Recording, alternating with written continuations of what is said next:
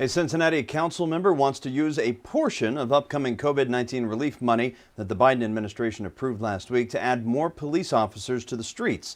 The city is slated to receive $290 million in all. WCPO 9 News reporter Courtney Francisco was in Grant Park, where Councilmember Steve Goodin and his supporters unveiled the idea.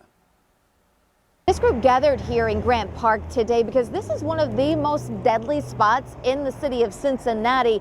A high number of homicides happened here in 2020.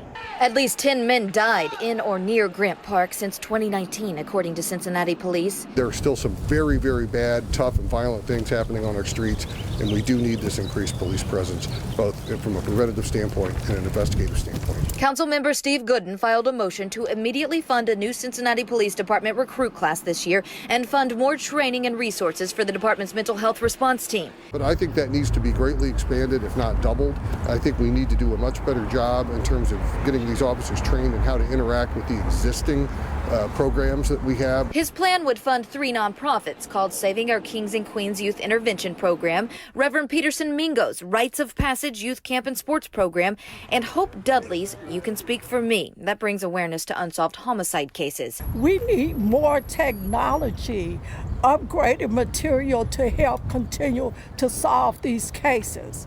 I would like to see more funding to go into the homicide department. Her son Chaz's murder is unsolved. Someone killed Pastor Mingo's brother decades ago, and he now goes with police to crime scenes to comfort victims. And I remember the scream. We stayed on George Street about 6 blocks from here. The scream that she let out when they told her that he was dead. The motion comes at a time when some are urging City Council to give police less money since the demonstrations that unfolded after the death of George Floyd last year. We're asking for a 50% reinvestment in the community. Goodin says he did not specify how much money he wants to put toward this in the motion, but he argues this is one of the better ways to rescue those in need.